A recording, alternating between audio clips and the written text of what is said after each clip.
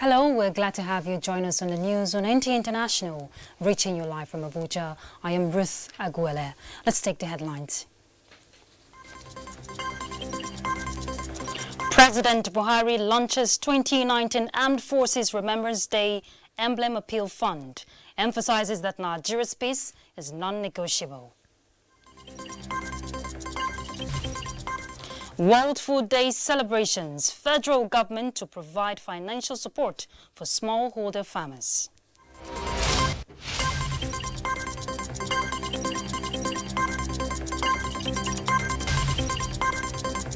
International Monetary Fund says closing gender gap and inequality can grow country's GDP by 1.2%.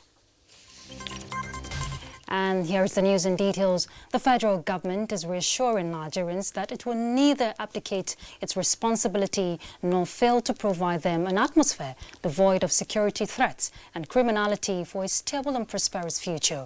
President Muhammadu Buhari, who stated this while launching this year's Armed Forces Remembrance Day Emblem Appeal Fund with 10 million naira, emphasizes that peace and security of Nigeria is non-negotiable. State House correspondent has the details. Adamu Sambo. The launch of the Armed Forces Remembrance Day Emblem Appeal Fund is meant to not only give a befitting honor to the gallant officers and men who paid the supreme sacrifice to keep Nigeria united, but also provide and cater for their dependents, as well as those who survived with varying degrees of incapacitation. President Muhammadu Buhari said, more than anything else, the day must serve as a reminder of the need to jealously guard the unity of the country, which was won at a great cost. We would like to commend and reinforce our gratitude to our men and women in the armed forces who have risen to the challenge of securing our nation and providing the enabling environment for national progress. The peace and security of Nigeria is non-negotiable, and the security agencies must continue to do their work diligently. The federal government, he said, will remain steadfast in developing alliances with the international community, as well as providing necessary logistical support towards ensuring that the armed forces operate with the best modern warfare equipment towards totally defeating Boko Haram. The task of resettling and rehabilitating our citizens, as well as the reconstruction of territories affected by the war, will continue to be one of our priorities of this administration. We shall not rest until all our displaced persons are safely resettled within their communities without fear of further attacks. The president directed service leaders to take urgent steps towards the settlement of entitlements of their troops, as well as welfare packages designed for their dependents, saying families of fallen heroes must not suffer the loss of their loved ones or deprived of their due benefits. Government agencies at the federal and state levels should continue to patronize the services of the Nigerian Legion in the provision of security services. The potentials of our ex-servicemen are enormous, and the economy can tap into this for national development. I wish to call on all Nigerians and others residents in Nigeria to procure and wear the emblems with pride. Defense Minister Bashir Magashi, who spoke in the same vein, called for generous donations in support of the nation's veterans and dependents of all fallen heroes. I wish also to remind us that the national security, without doubt, is the business of every Nigerian. I therefore call on Nigerians to be more security conscious and to continue to accord due support and encouragement to the armed forces of Nigeria in the task of safeguarding the sovereignty and the territorial integrity of our country. The Armed Forces Remembrance Day, organizers say, calls to mind the negative impact of strife and conflicts, and therefore demands that responsible citizens must at all times avoid actions that emphasize their differences. As President Muhammadu Buhari maintains, the strength of Nigeria lies in her diversity. From the State House, Adamu Sambo, NTA News. And to World Food Day now, the federal government is laying foundation for the country to be among the world's leading producers and suppliers of food crops. President Muhammadu Buhari, in a message delivered at 2019 Agric Show, marking this year's World Food Day, says more land will be opened up for cultivation while extension and financial support will be made accessible to smallholder farmers. Musa Baba Aliyu will tell us more. This year's World Food Day is coming at a time when Nigeria is testing our capacity and ability to produce enough food to feed its population without dependence on importation. The federal government is insisting that the country has no reason importing what can be produced locally, especially vegetables and grains. While we applaud this action, it is necessary for us, the farmers, to work very hard to reciprocate this gesture by embracing agriculture sustainably as a business and in order to make it the mainstay of the economy as obtained before the discovery of oil. Minister of Agriculture and Rural Development, Muhammad Sabononono, says the country has no food crisis despite the closure of land border, explaining the fact that the country is food secured.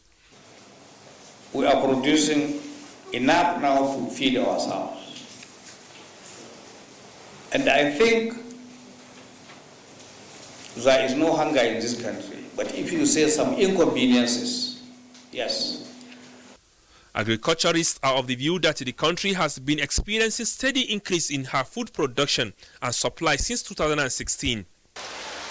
The protection of our farmers against foreign invaders must rank high in our list of priorities because it would amount to self-sabotage if we cannot curb our appetite for imported food items. Research has also shown that we have enough food. The planet Earth is producing enough food for the world population, but the distribution is a problem. There is shortage and wastage. Nigeria and other 160 countries are celebrating this year's World Food Day with specific focus on zero hunger and balanced diet. Musa Baba Aliyu, NTA News.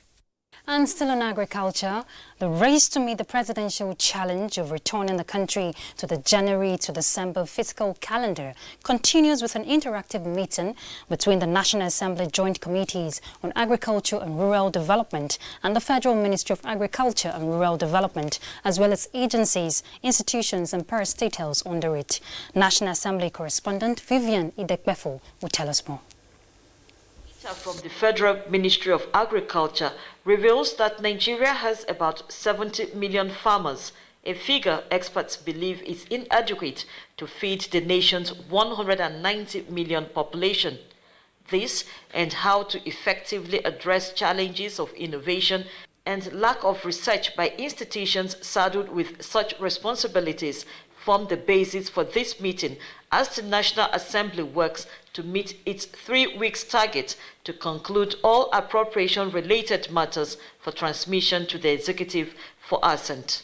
Chairman, Senate Committee on Agriculture and Rural Development, Senator Abdullahi Adamu, led the lawmakers in the discussion with officials of the Ministry of Agriculture.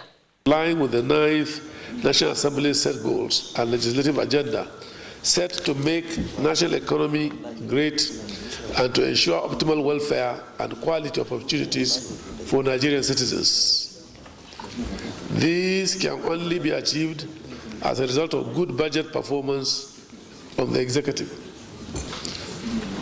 There is no doubt that Nigeria's economy has had considerable trials and challenges. With a 2020 budget estimate of 83 billion naira, the Minister of Agriculture and Rural Development, Sani Nanono, and his team are faced with the challenge of how to tackle the disproportionate ratio of agri-extension workers, currently numbered 14,000, get adequate funding for the Bank of Agriculture, and the introduction of a pricing policy which is intended to help farmers make the right choices during planting season. 20 budget proposal of the ministry has therefore been prepared to align with project prioritization for the agricultural sector.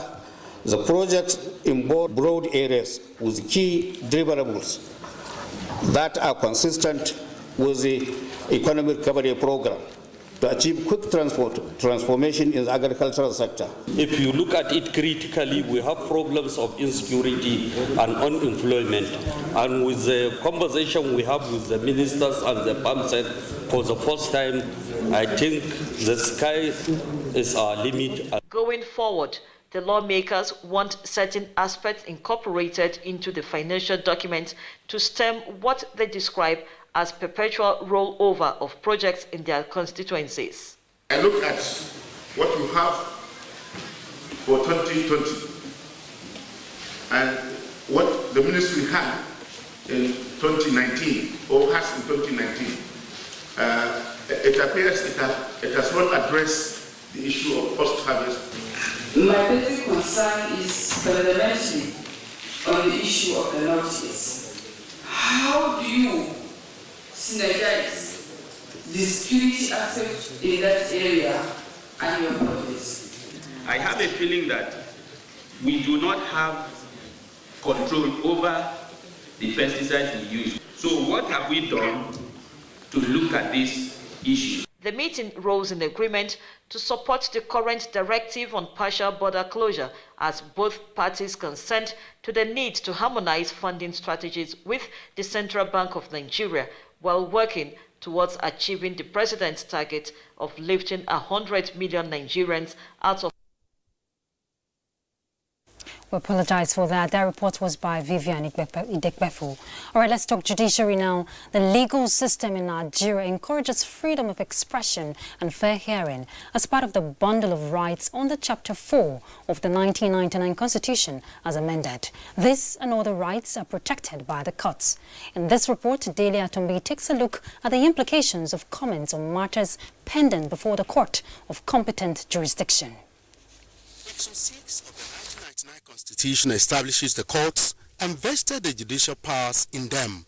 Litigants in either civil or criminal matters are by these and other sections of the Constitution encouraged to approach the court for redress on any infringement or to avert an infringement. These sections of the Constitution also guaranteed the independence of the judiciary as an arm of government. With the judicial powers vested in the courts, matters before them are expected to be adjudicated upon and determined with the law as it is. While a matter lies within the court of competent jurisdiction, fair comments may be entertained, but unfair comments are not expected, as these could be sub judice. When a matter is before the court, reference to it does not, by the mere fact, make it an offense. A matter is believed to be sub judice if it is still being discussed in a court of law, and it is therefore illegal for anyone to talk about the material facts on the television or in the newspapers, as this could lead to contempt of the court. Call is sub judice, and it is contempt of court, that the person can be punished for a term of imprisonment or fine. You are said to be interfering with a matter that is sub judice. So, for instance, matter is in court, and I'm out there saying by the weight of evidence, this man is going to win, or blah, blah, blah. Then at that point, you are trying to get the public against a likely decision of a court that may not be as you've been telling the public. Under the law, content of court can be categorized into three. While the first content may be in form of scandalizing the court itself, there may be contempt in form of abusing parties who are involved in litigation, as well as prejudicing the courts before a matter is heard. Much as we are permitted, or members of the public are permitted, to make the word is fair comments about proceedings that are sub judice, fair comments, they are prohibited from making statements that are preemptive. This is the paper we filed on 12th October 2019. Now, we tried to serve them on Saturday. They locked them in their offices. Only God knows whether it is intentional or not. We couldn't serve them. These are the people who are saying that there is delay and so on. You are locking up your office so that you are not served. You are doing this, and you'll be the same person to go on air and criticize everything on that you yourself know is is not right. The legal practitioners termed any comment capable of putting the court in public ridicule on any matter before it as sub judice. In Abuja, Dele Atumbi ends. And still on the judiciary, an Abuja resident, Miriam Sanda, who is alleged to be involved in the murder of her husband, Biliam Aminu Bello, has denied culpability in the death of the deceased. The defendant is facing a 2-count charge, bordering on murder, before an FCT High Court sitting in Abuja. Olabode Arewa reports. The trial of Miriam Sanda for the alleged murder of her husband, Biliam Aminu Bello, in their Wuse Abuja home on the 19th of November 2017 continued, with the defendant opening and closing her defense. Miriam Sanda, during cross-examination by the prosecution counsel, Adama Musa, said a nude female picture allegedly found in her husband's handsets led to their disagreements. In the process, Miriam alleged that Biliam Aminu tripped and fell on a bottle, which broke and pierced him on the chest.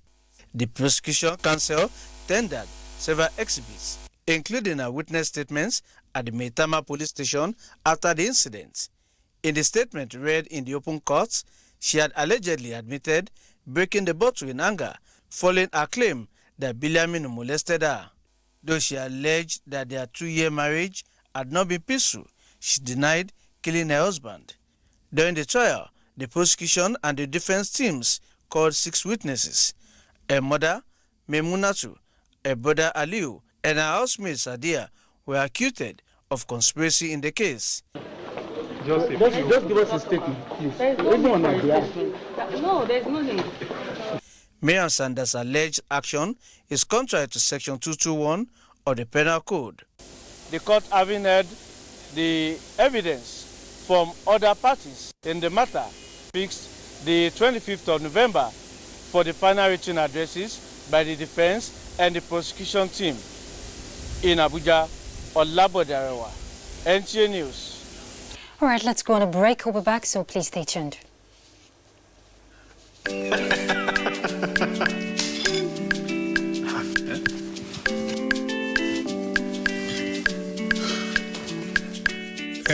That channel where you watch just now don't waka, no panic. Can you no panic? You go do it by yourself like ABC. Oh yeah, press the menu button on top your remote. Scroll up and down till you see Information Central. Then press OK. Press OK.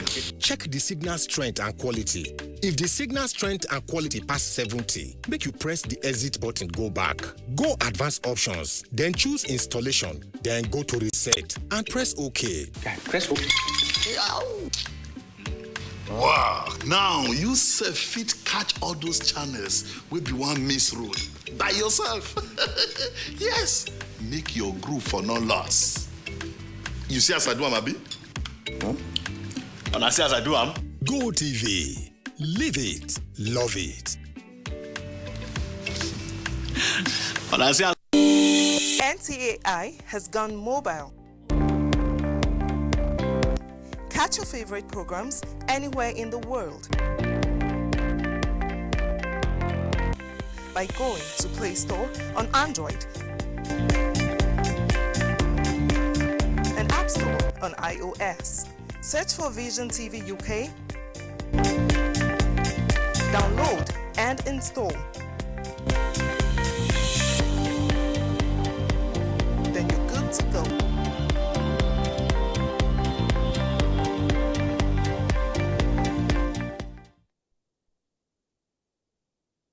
All right, thanks for staying with us. With a call for more emphasis to be laid on gender balance, the International Monetary Fund says closing gender gap and inequality can grow the country's GDP by 1.2%. Chimobi Walter in Nigeria reports that this was on the sidelines of the ongoing IMF World Bank annual meetings in Washington, D.C.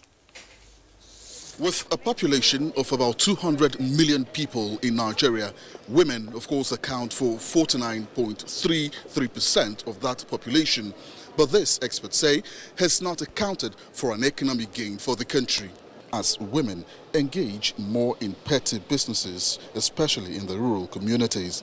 To correct this anomaly, both in Nigeria and globally, the International Monetary Fund, IMF, is making efforts to get governments and the private sector to sort ways of encouraging women entrepreneurs and giving women more leadership roles, as this is believed to yield positive economic growth in the country and globally.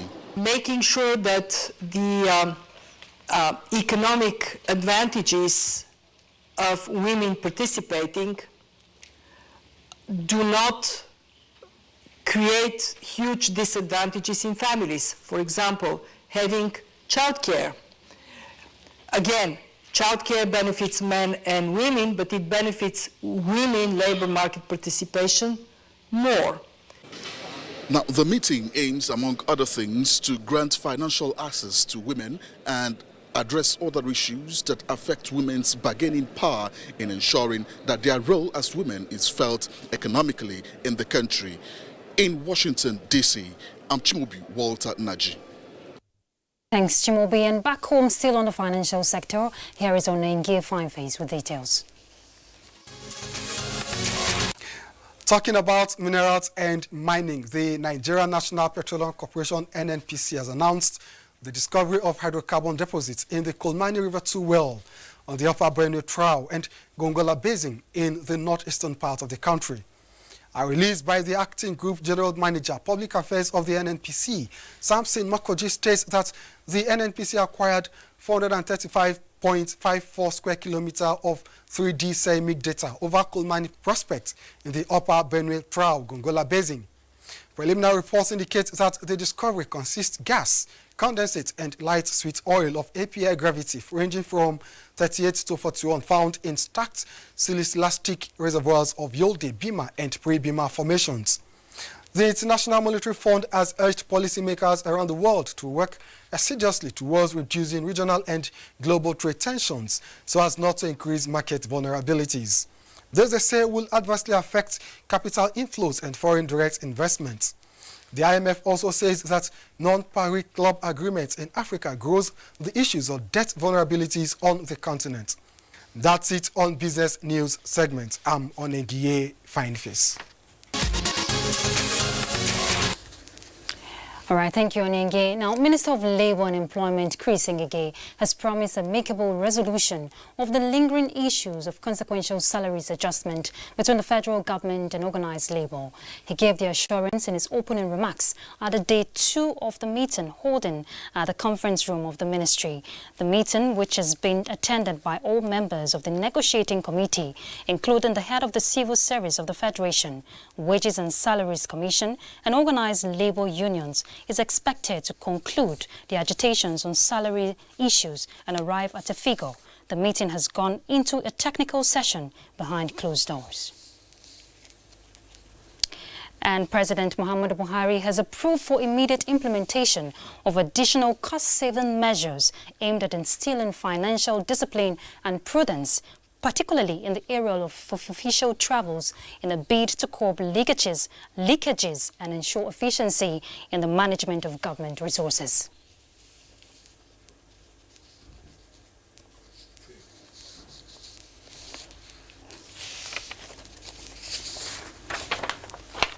All right, let's move on.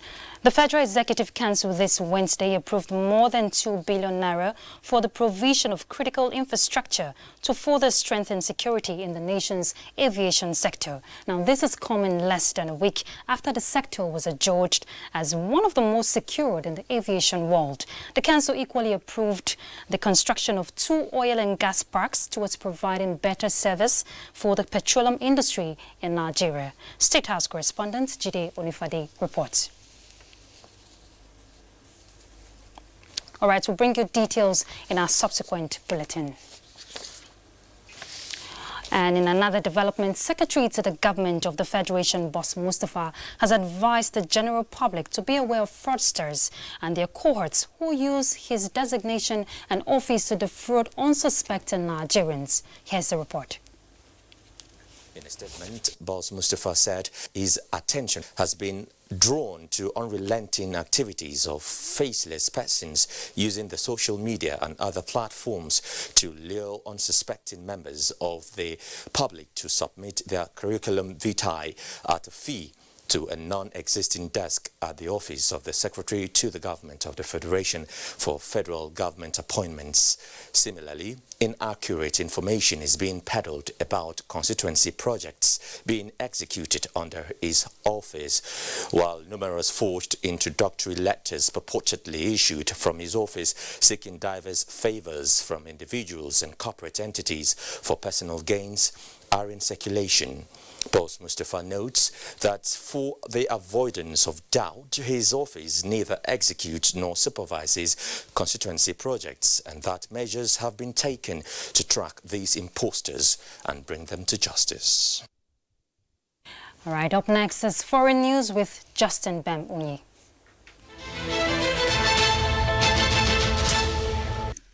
Uganda is set to immunize more than 18 million children against measles and rubella in a 5-day mass immunization campaign. The campaign, funded by the country's government, AVI, the Vaccine Alliance, the United Nations Children's Fund, and the World Health Organization, covers 43% of the population. The immunization campaign includes 8.2 million children younger than 9 months, or 20.5% of the population will also receive the oral polio vaccine. In other news, Turkish President Recep Tayyip Erdogan has rejected a U.S. call for an immediate ceasefire in northern Syria. Mr. Erdogan's comments come ahead of a visit to Turkey by the U.S. Vice President and U.S. Secretary of State. Turkey launched an offensive designed to drive away Kurdish troops after their main ally, the U.S., pulled out. Russia, which backs Syria, has said it prevented clashes between Turkish and Syrian forces, which have now moved into the area after a deal with the Kurds. Turkey considers elements of the Kurdish-led Syrian Democratic Forces a terrorist organization and want to push them away from the border area. In the meantime, EU and UK officials have resumed Brexit talks in the hope of reaching a deal that can be agreed by leaders at a key summit on Thursday. Reports say Prime Minister Boris Johnson is expected to update the cabinet on the progress of the negotiations, which continued into the early hours. On Tuesday, there were unconfirmed reports that an agreement was imminent. Justin Bem-Unyi, NTA News. And that concludes the news at 7 on NTA International. Thanks for your time. I am Ruth Aguele. Bye.